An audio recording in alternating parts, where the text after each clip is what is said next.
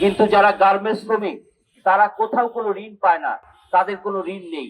তারা মাপ তো পরের কথা, ঋণ পেলে তো মাপের প্রশ্ন আসে।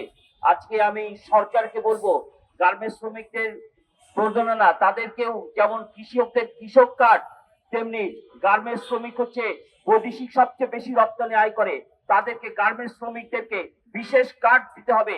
যেই কার্ডের মধ্য দিয়ে কৃষক কার্ড যেমন একটি বিশেষ সুবিধা পায়, যেমনি ফ্যামিলি কার্ড একটি বিশেষ সুবিধা পায়, তেমনি গার্মেন্টস শ্রমিক কার্ডও একটি বিশেষ সুবিধা পাবে। আজকে এই সভা থেকে আমি গার্মেন্টস কার্ড দেওয়ার জন্য সরকারের কাছে আহ্বান জানাচ্ছি।